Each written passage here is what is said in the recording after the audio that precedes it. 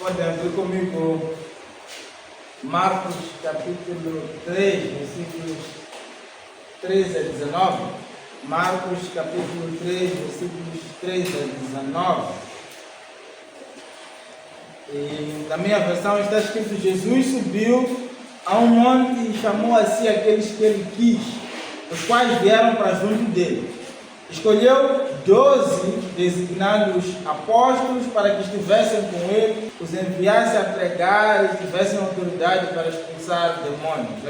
Estes são os 12 que ele escolheu: Simão, a quem deu o nome de Pedro, Tiago, filho de Zebedeu, e João, seu irmão, aos quais deu o nome de Boanerges, que significa filhos do trovão, André, Filipe, Bartolomeu, Mateus, Tomé, Tiago, filho de Alfeu, Tadeu, Simão o Zelote e Judas Iscariotes, que o traiu. Estamos na terceira semana de nossa série anual, a divisão, vivendo a maneira de Jesus em Yamani, e continuamos no tempo pascal, os 50 dias que separam a ressurreição do Pentecostes, ou seja, o domingo da ressurreição e o domingo de Pentecostes. Na ressurreição, Deus declarou a vitória sobre a morte e sobre tudo o que desfigura a criação. No Pentecostes, o Espírito Santo desceu sobre a comunidade reunida e lançou-os ao mundo. Entre estes dois momentos, os discípulos viveram dias de espera ativa, dias em que foram sendo reconfigurados por dentro, preparados para o envio. Na primeira mensagem, nós apresentamos os nossos 7 valores, aqueles valores que nos orientam como comunidade. Na segunda mensagem, nos aprofundamos um pouco mais e falamos sobre o significado de Rhodos, o caminho, e como o discipulado é aprendizado por imersão e não apenas por informação. Hoje, damos um passo adiante. Queremos responder à pergunta: o que é que esse aprendizado que Jesus propõe realmente implica? Como é que este aprendizado se estrutura? Qual é a anatomia do discipulado? E a resposta que o Novo Testamento nos oferece pode ser resumida em 3 palavras: estar, tornar-se e fazer.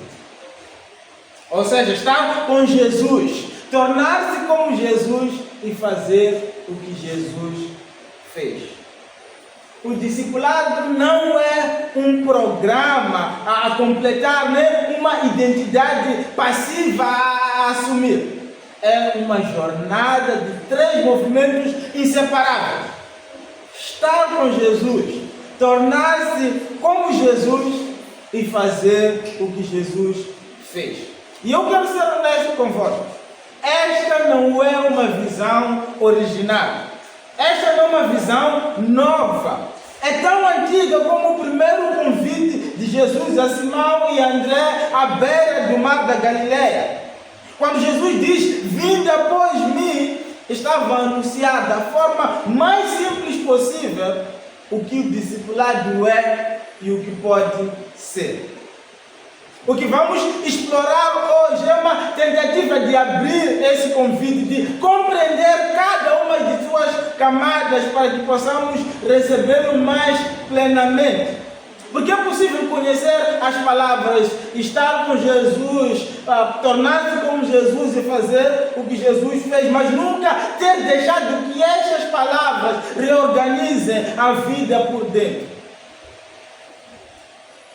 Marcos capítulo 3, como nós iniciamos a nossa leitura, no versículo 14, contém a frase mais densa de todo o Novo Testamento. E quando digo mais densa, estou a me referir ao discipulado. Jesus designou 12 para que estivessem com ele, para que o pudéssemos enviar a pregar e para que também tivessem autoridade para expelir ou expulsar demônios. Jesus escolheu 12 para fazer estas 3 coisas: estar com Ele, para se tornarem como Ele, e então fazer o que Ele faz. Nesta única frase, Jesus define toda a estrutura do discipulado, e essa ordem, queridos, importa. Começamos por estar com Jesus, tornamos-nos com Jesus ao longo do tempo e de lá passamos a fazer as coisas que Ele fez. Esta ordem não é acidental. Quem tenta fazer sem primeiro ter estado vai se esgotar. Quem tenta ficar apenas no estar, sem crescer e sem agir, definha. Esses 3 movimentos são inseparáveis e são dependentes uns dos outros. O discipulado não é um programa a completar, nem uma identidade passiva a assumir. É uma jornada de 3 movimentos inseparáveis: estar com Jesus, tornar-se como Jesus e fazer o que Jesus fez. Vamos então refletir sobre cada um desses movimentos. Primeiro, estar com Jesus, a intimidade que transforma. O discipulado começa aqui, queridos. Estar com Jesus. O discipulado não começa em fazer coisas para Jesus, nem saber coisas sobre Jesus. O discipulado começa em estar com Ele. E no primeiro século, o sistema de discipulado rabínico era profundamente exclusivo. Os rabinos não saíam à procura de discípulos. Os discípulos competiam e lutavam para provar o seu valor, para então serem escolhidos pelos mestres. Era o equivalente ao entrar para uma universidade de elite hoje. Quem já concorreu a uma bolsa de estudo no estrangeiro sabe como é renhido esse processo. Apenas os melhores conseguem. Mas é onde está a diferença do discipulado que Jesus propôs. Jesus inverteu este sistema. Ele disse: vinde após mim.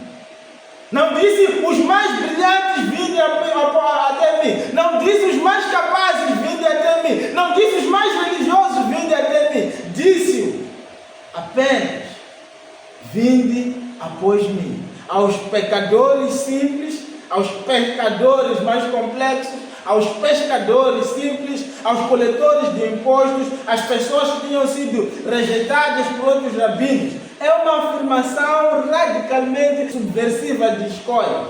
E Jesus está, portanto, a dizer aos discípulos: vocês não se candidataram. Vocês são escolhidos para ser meus discípulos. Em Marcos capítulo 1, versículo 16 a 18, somos ditos que, andando à beira do mar da Galileia, Jesus viu Simão e seu irmão André laçando redes ao mar, pois eles eram pescadores. Jesus então disse: sigam-me, e eu os farei pescadores de homens. No mesmo instante, diz o texto, que eles deixaram suas redes e o seguiram.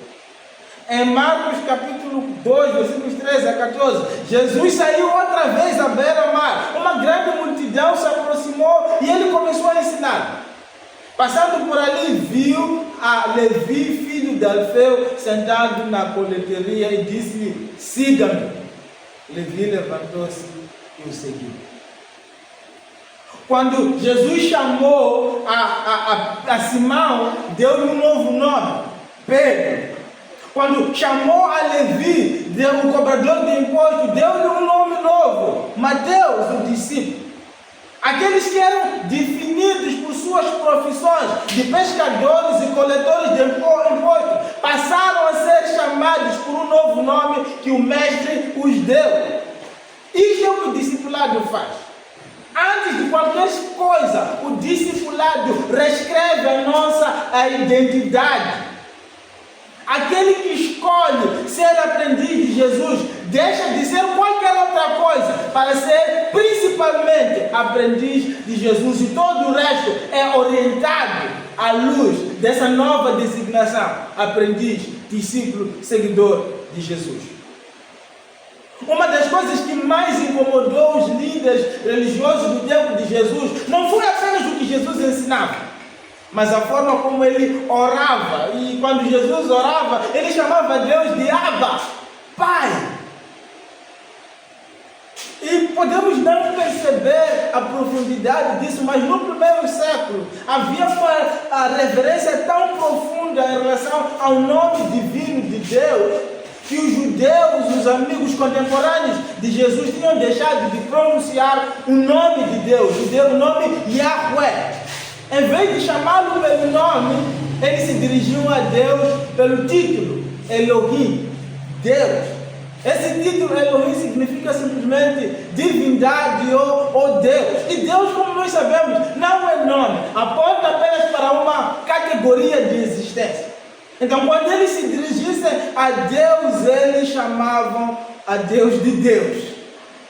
Era chamar a Deus pelo seu título, no lugar de chamá-lo pelo nome que Deus escolheu revelar. E chamar a Deus pelo título é, sim, uma questão de respeito e reverência, mas é extremamente formal e quebra a intimidade que existe entre quem se dirige a Deus e Deus. É o mesmo que Jason parar de me chamar de pai e passar a me chamar de pastor. O título é honorífico, mas cria uma distância entre o pai e o filho. E Jesus, quando veio, ele veio para redefinir a forma como os seus aprendizes se dirigiriam ao pai. A palavra Abba, do aramaico, atravessou os evangelhos sem ser traduzida. Você vai encontrar nos textos no grego a palavra que vem do aramaico, Abba, no lugar de pai. Eles provavelmente deixaram sem traduzir essa palavra porque não queriam que ela perdesse o peso. Antes de qualquer outra coisa, Deus é nosso Pai. E Abba é o termo íntimo que um filho usa para se dirigir ao seu pai querido, ao seu pai amado. Uma intimidade tão surpreendente e profunda que 2000 anos depois podemos continuar a tratar a Deus por Abba. E foi exatamente essa intimidade que Jesus veio oferecer aos seus discípulos.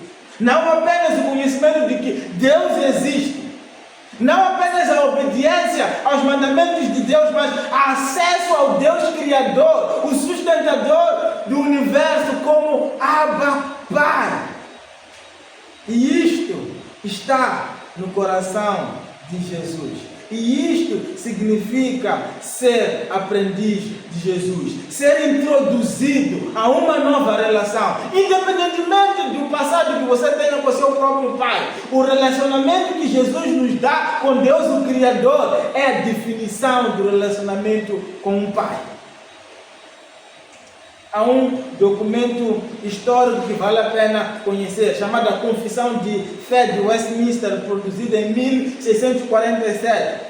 Um grupo de teólogos em Londres, num dos momentos mais conturbados da história protestante, viviam um tempo de guerra civil, e havia uma perseguição profunda e a incerteza pairava sobre todos. E foi precisamente nesse contexto que esses teólogos decidiram perguntar: afinal, no que os cristãos realmente acreditam? E o resultado foi um dos documentos teológicos mais influentes da história protestante. E a primeira pergunta que esse documento apresenta é esta: qual é o fim principal do homem? E a resposta é: o fim principal do homem é glorificar a Deus e desfrutar dele para sempre. Nada de programas, nada de desempenho. O fim da vida humana é o deleite mútuo entre o Criador e a criatura. Mas há uma dimensão desse ensino que muitas vezes passa despercebida. Não é apenas que fomos criados para nos deleitarmos em Deus, mas é que o próprio Deus se deleita em nós. No Salmo 149, versículo 4, somos ditos: o Senhor agrada-se do seu povo. ele coroa de vitória os oprimidos. Em Sofonias 3,17 diz: o Senhor, o seu Deus, está em seu meio, poderoso para salvar. Ele regozijará em você com o seu amor e a renovará. Ele se regozijará em você com brados de alegria. E esta é a reciprocidade do amor de Abba Pai. Eu sei que nossos relacionamentos com nossos pais são problemáticos. São relacionamentos que muitas vezes mais nos desconstroem do que nos edificam. Mas o que eu quero que você saiba hoje é que quando você se dispõe a ser o aprendiz de Jesus, você passa a gozar de um relacionamento com Deus como seu Pai. O discipulado não começa com o nosso esforço em direção a Deus. O discipulado começa com o deleite de Deus em nós. Antes de merecermos, antes de fazermos, antes de sermos, devemos estar. Devemos estar nesse relacionamento com Deus. E queria partilhar com uma experiência pessoal. Eu sou uma pessoa muito reservada quando se trata de demonstrar afeto. Não é fácil para mim expressar emoções abertamente. Mas quando se trata de meus filhos, algo em mim muda completamente. Ainda antes mesmo de Jason nascer, quando ele estava no ventre da Judite, que é sua mãe, eu sonhava com o dia que eu ouviria a voz dele pela primeira vez. Imaginava as conversas que teríamos quando ele pudesse então articular ideias. Sonhava com as coisas que poderíamos fazer juntos. Era um amor que antecedia ao encontro. Na nossa segunda gravidez, eu esperava muito ter uma filha. E de fato foi isso. Mas, como vocês sabem, ela nasceu sem vida. Eu nem sequer cheguei a ver. Mas amei com todo o meu coração. Tanto que ainda hoje encontro-me no YouTube a ver vídeos de pais com suas filhas pequenas. Esse amor que eu nunca pude dar, e fica alguns dentro de mim à espera. E isso diz-me algo a respeito do coração de Deus. Se eu, sendo uma pessoa com emoções restritas, contidas e imperfeitas, com um amor imperfeito e egoísta, fui capaz de amar assim, de amar alguém que eu nunca vi, de sonhar com alguém que ainda não havia nascido. Então, o que dizer de Deus? Como o Pai que nos criou, que nos conheceu antes mesmo de termos sido tirados do ventre de nossa mãe, que nos chamou pelo nome, antes mesmo de nós podermos pronunciar o nome dele como Abba, como Pai. O amor de Deus por seus filhos é como nós cantamos aqui, impressionante. Subiu montanhas, foi atrás das ovelhas perdidas. O amor de Deus é inconsequente por seus filhos. Raniero Cantalamessa escreveu: se a palavra escrita da Bíblia se tornasse palavra falada e se convertesse numa única voz, esta voz mais poderosa que o rugido dos mares gritaria: o Pai vos ama. E é isto que a Bíblia está a contar. É a história de um pai inconsequente que não mede esforços para ir atrás dos seus filhos. Ainda que isso implica atravessar as paredes da morte. E queridos e queridas, este é o fundamento do discipulado. Antes de qualquer exigência, qualquer chamado ou qualquer tarefa, há um pai que nos amou primeiro. Em João capítulo 6, versículos 28 a 29, os discípulos, depois de verem Jesus fazer obras extraordinárias, correram para ele e disseram: o que nós precisamos fazer para realizar as obras que Deus requer? E Jesus respondeu: a obra de Deus é esta, crer naquele que ele enviou. A palavra que foi traduzida aqui como crer é pistio. E não é uma ideia de conclusão intelectual e passiva, é uma crença encarnada, uma crença caminhada, uma crença partida, é receber as promessas de Deus não apenas na cabeça, mas nos ossos, e viver a nossa vida cotidiana como quem de fato confia nisso.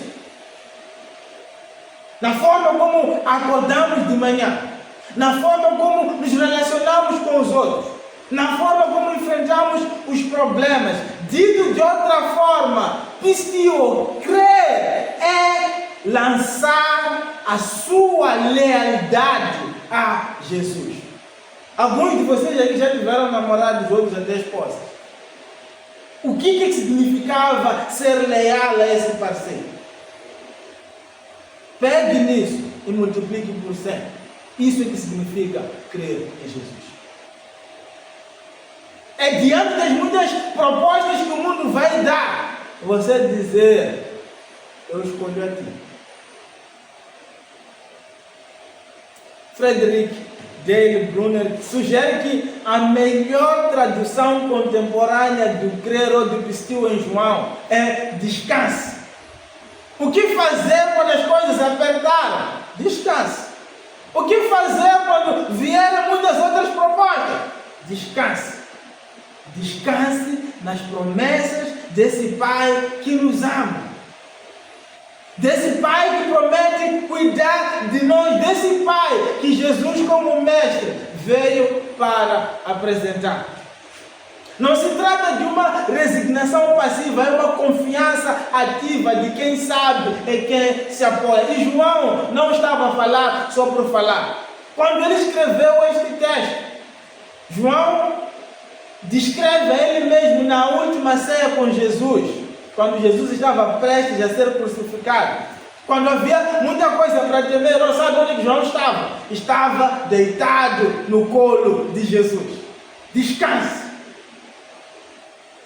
Quando a morte está prestes a chegar, descanse. Creia naquele que o Pai enviou.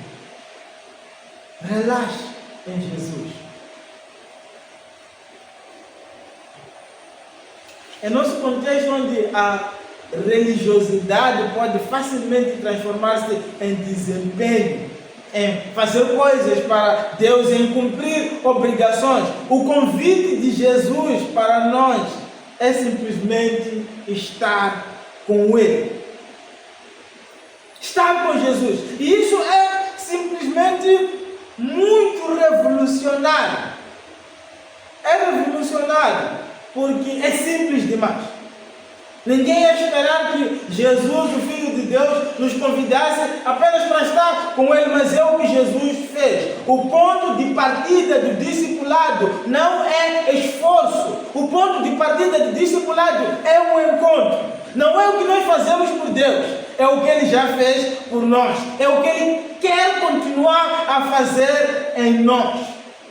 E antes de nós sermos enviados, nós somos amados e queridos. Antes de fazer, somos chamados a estar. O discipulado começa aqui. E este é o convite de Jesus. Estar com Jesus é o ponto de partida. Mas o discipulado não termina ali.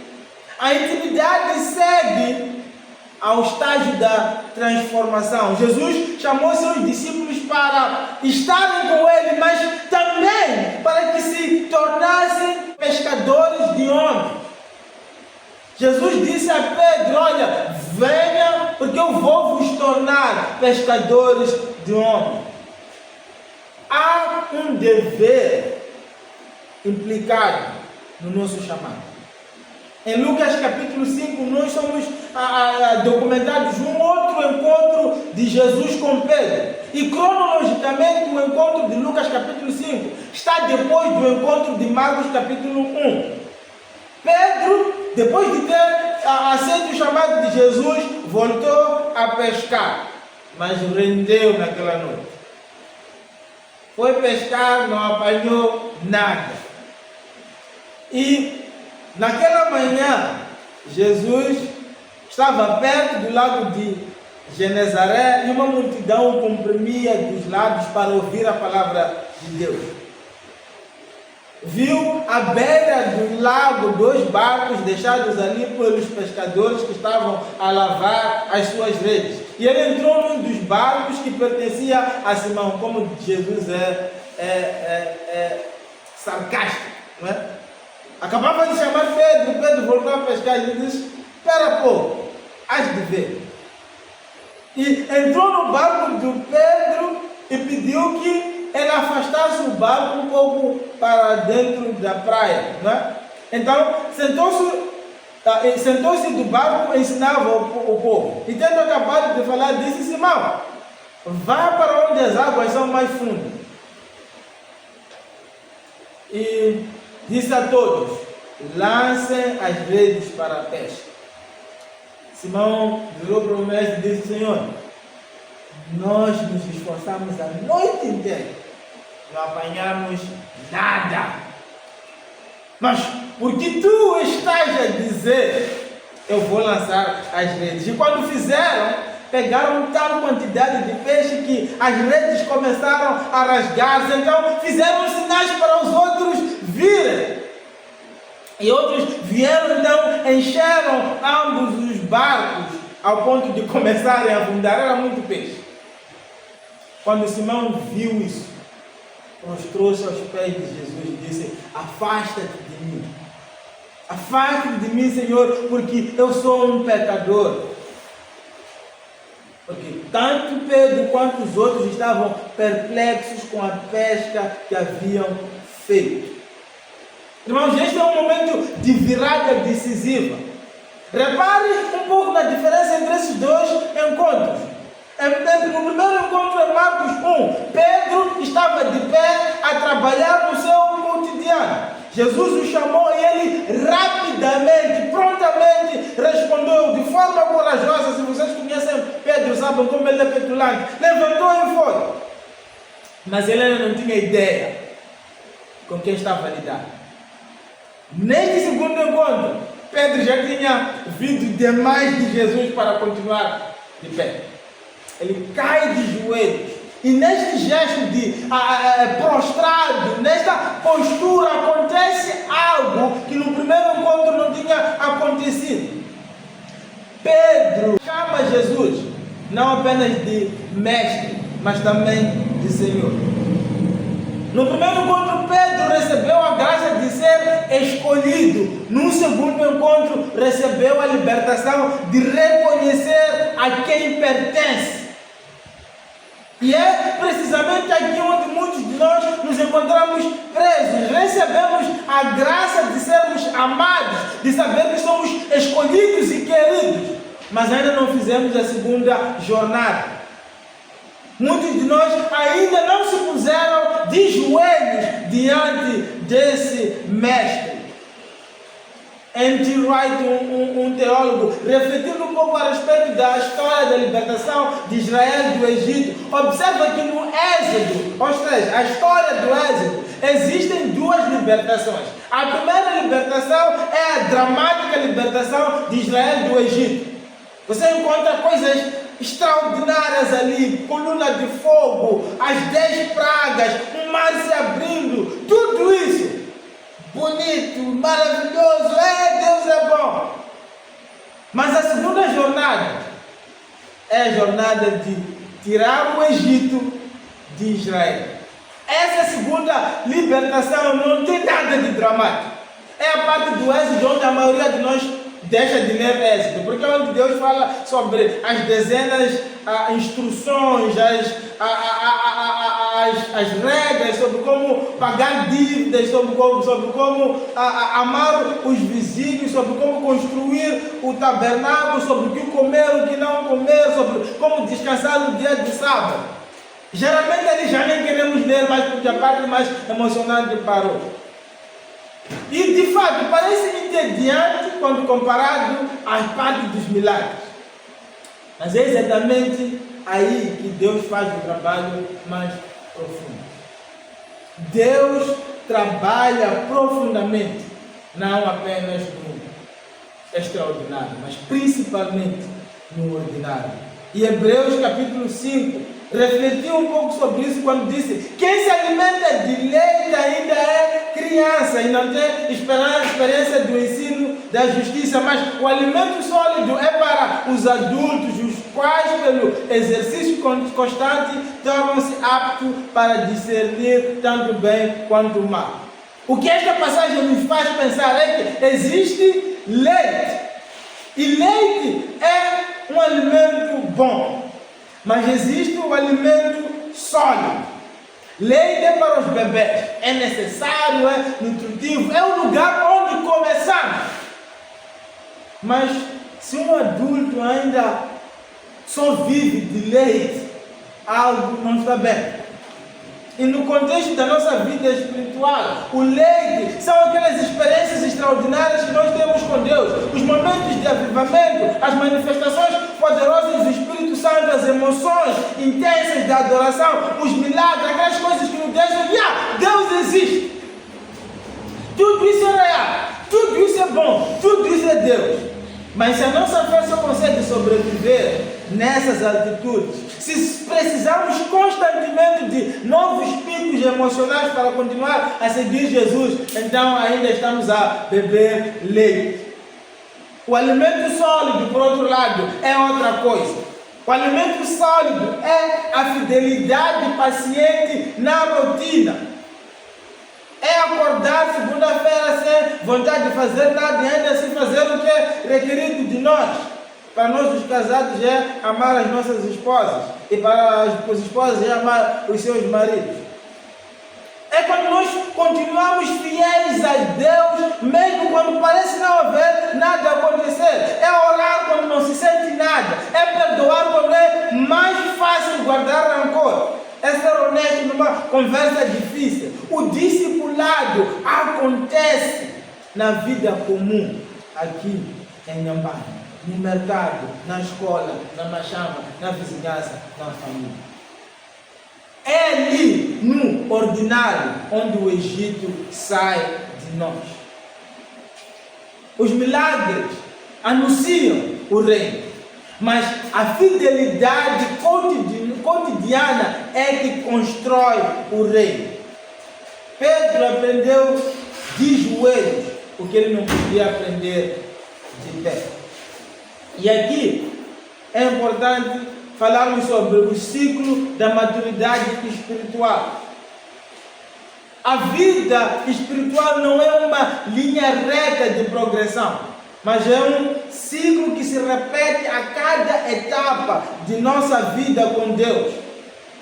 Este ciclo compreende 3 momentos, e são eles: o ver, o sacrificar e o celebrar. O ciclo começa com ver, um momento de revelação, de descoberta, de vida após mim. Um momento em que algo sobre Deus se torna real. Mas toda a revelação exige um sacrifício. Há sempre algo que se larga antes de podermos receber essa nova revelação. Jesus disse aos seus discípulos: venham e sigam-me. E seguir Jesus implicava o quê? Largar as redes. Para Levi implicava abandonar a mesa da coletoria de impostos. E quando Jesus disse largar as redes, significava literalmente largar as redes, porque eles não seriam mais pescadores de peixe, seriam pescadores de homens.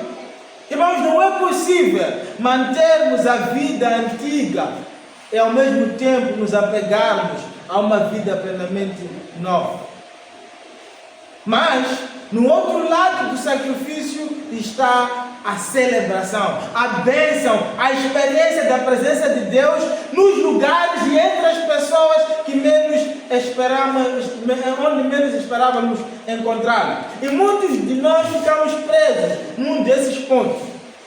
Em algum ponto deste ciclo, alguns de nós preferem acampar e não abandonar. Alguns nunca chegam a ver, ou porque nunca ouviram o Evangelho, ou porque simplesmente estão endurecidos ao Evangelho. Outros viram, mas recusam-se à ideia de sacrificar. Tentam trazer a bagagem da vida antiga para dentro da nova vida com o Mestre.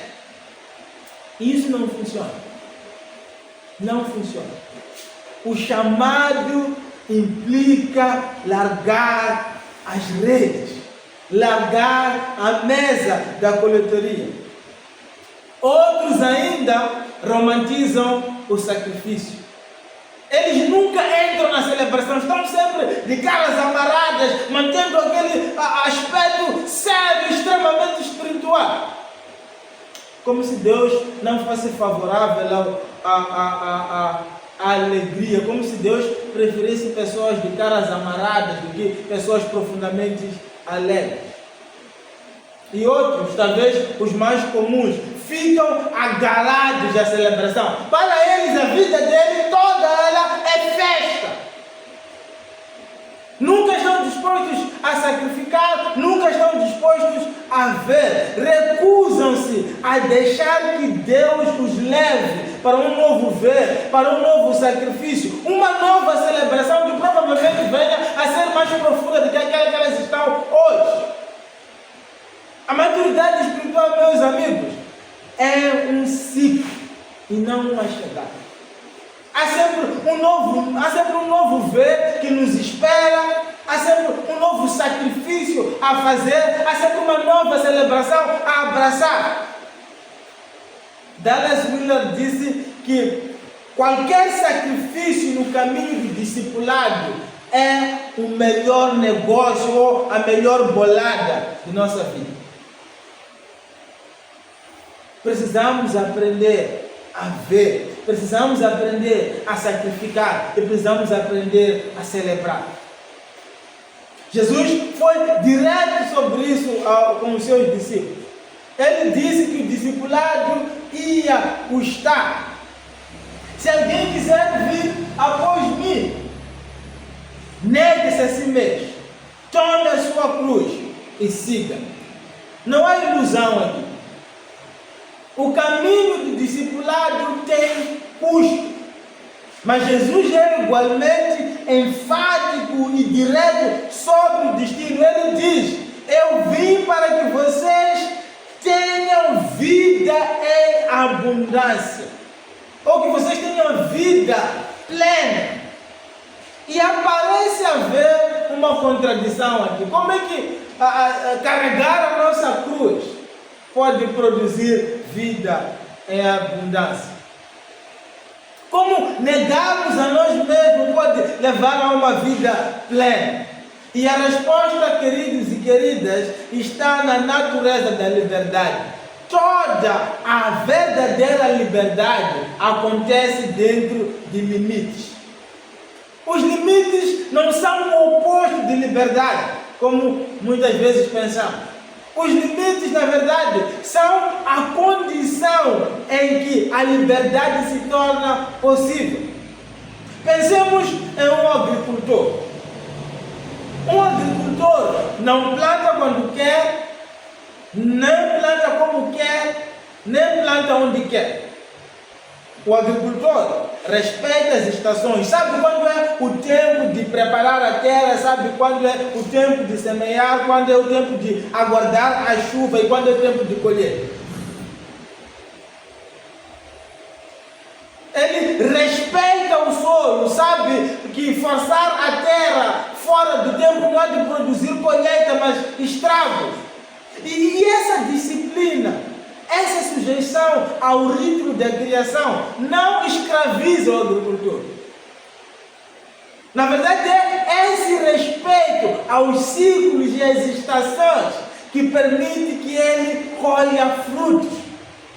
O agricultor que ignora as estações não é mais livre, é o mais imprudente. E por ser imprudente, fica sem colheita. O discipulado de Jesus funciona da mesma forma. Quando Jesus diz, negue-se a si mesmo, Ele não está a pedir a destruição do nosso eu.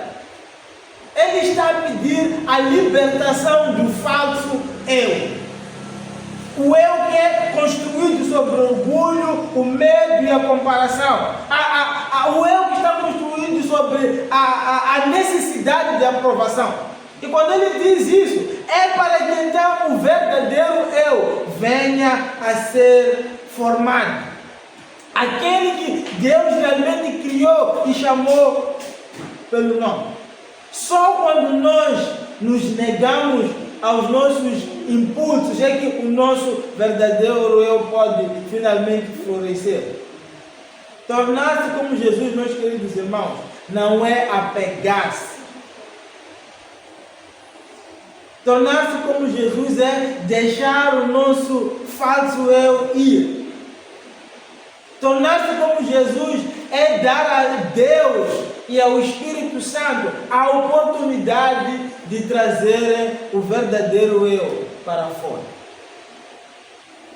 E no nosso contexto em Inhambane, onde pressões culturais como familiares, sociais e econômicas podem moldar profundamente a identidade de cada pessoa aqui presente, a promessa que Jesus nos dá, de que nele encontramos o nosso verdadeiro nome, é ao mesmo tempo libertadora e exigente. É libertadora porque significa que a nossa identidade não está nas mãos de ninguém. A nossa identidade não está nas mãos da nossa família, nem da nossa comunidade, nem do nosso passado. A nossa verdadeira identidade está nas mãos de quem nos criou. E Ele está disposto a nos dar essa identidade. Mas é também exigente porque recebê-la requer que a gente largue as âncoras da nossa identidade. O processo de se tornar como Jesus é lento, comunitário, é muitas vezes doloroso, mas é o único caminho para a vida plena. Foi só depois de passar pela cruz que Jesus teve um corpo que atravessava paredes. Foi só depois de passar pela cruz que Jesus passou a saber completamente o plano do seu Pai. Estar com Jesus, tornar-se como Jesus e fazer o que Jesus fez. O terceiro movimento do discipulado é fazer o que Jesus fez, é poder colocar as mãos na massa, à maneira de Jesus. E para compreendermos o que isso significa, precisamos perceber do próprio Jesus. Em Lucas capítulo 4, Jesus descreve o seu próprio ministério a partir de Isaías 61, quando ele diz: o Espírito do Soberano, o Senhor está sobre mim, porque o Senhor ungiu-me para levar as boas notícias aos pobres, enviou-me para cuidar dos que estão com o coração quebrantado, anunciar a liberdade aos cativos e a libertação das trevas aos prisioneiros, para proclamar o ano da bondade do Senhor. E quando João Batista ouviu que Jesus tinha chegado, ele enviou mensageiros para perguntar se Jesus era de fato aquele de quem Isaías tinha profetizado.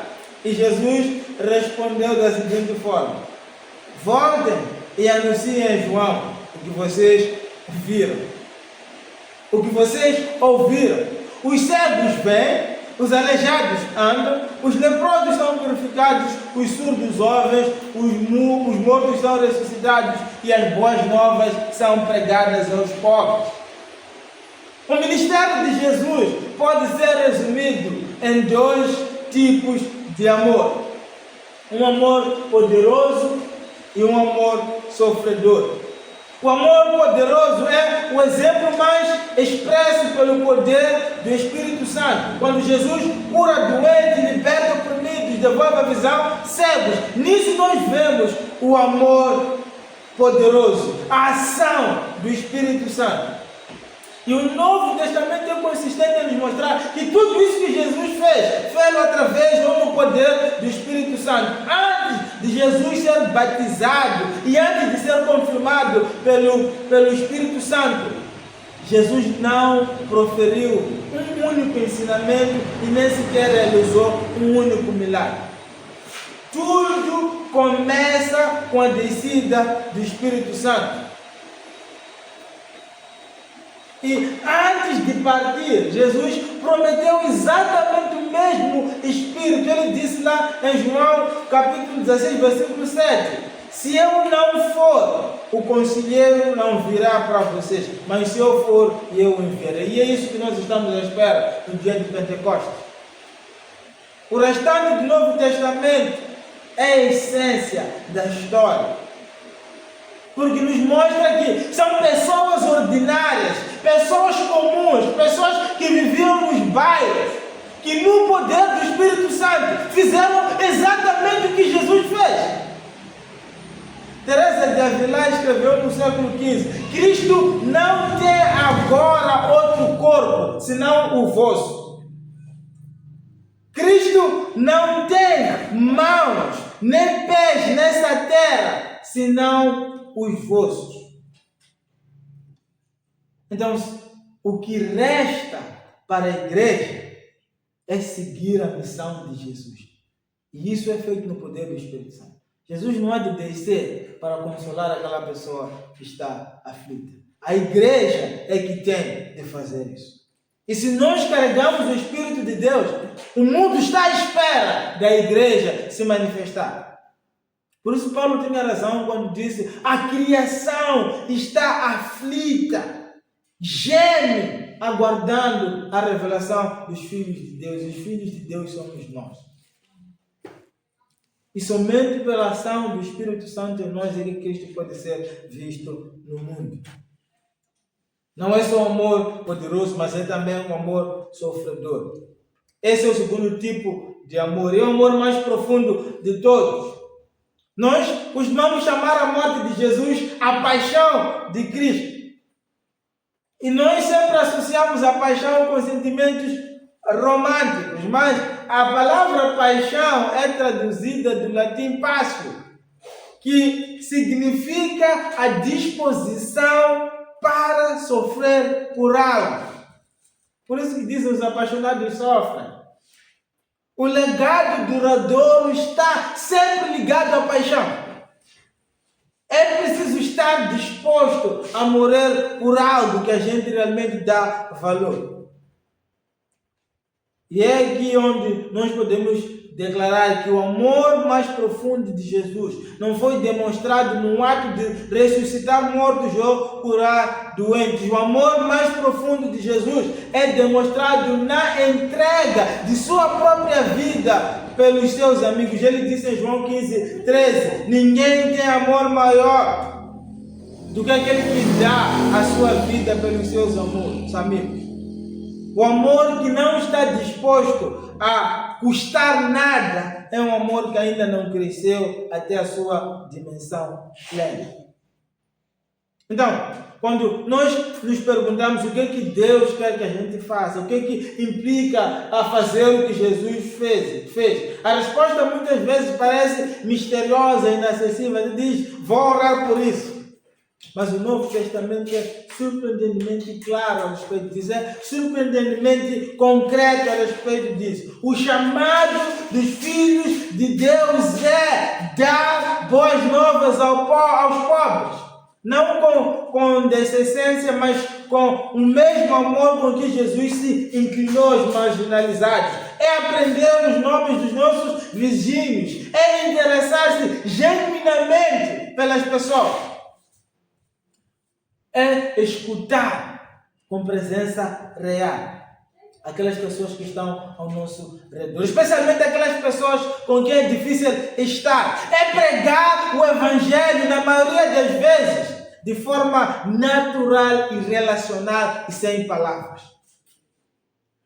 É pregar a chegada do Rei, por mostrarmos a vida do Rei. Ocasionalmente isso envolve pregar o Evangelho de forma mais direta com palavras. O que é que Deus nos chama para fazer? Nos chama a amar quem é difícil, amar, a perdoar quem ainda não nos pediu desculpa. O que é que Deus nos chama a fazer? É suportar o embaraço pessoal para que outra pessoa não precise suportar. É conhecer pelo nome alguém que a sociedade ignora. É reunir com a comunidade mesmo quando é inconveniente, mesmo quando é desafiante. mesmo quando as pessoas são complicadas. Por quê? Porque é exatamente aí onde o discipulado acontece na sua forma mais real. E em Amado, meus queridos, este chamado de Jesus tem nome. Este chamado de Jesus tem rosto. São as crianças vulneráveis, são as famílias fragmentadas, são os vizinhos que nunca ouviram o nome de Jesus de forma credível. Fazer o que Jesus fez não é um chamado abstrato num lugar distante, é um chamado para aqui, agora, com pessoas que estão à nossa frente. A pergunta não é o que Deus me chama a fazer em algum momento no futuro. A pergunta é o que o amor exige de mim hoje, aqui, com as pessoas à minha frente.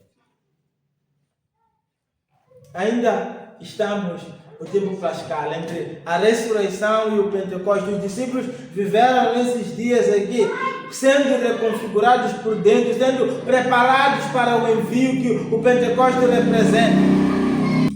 Estar, tornar-se e fazer.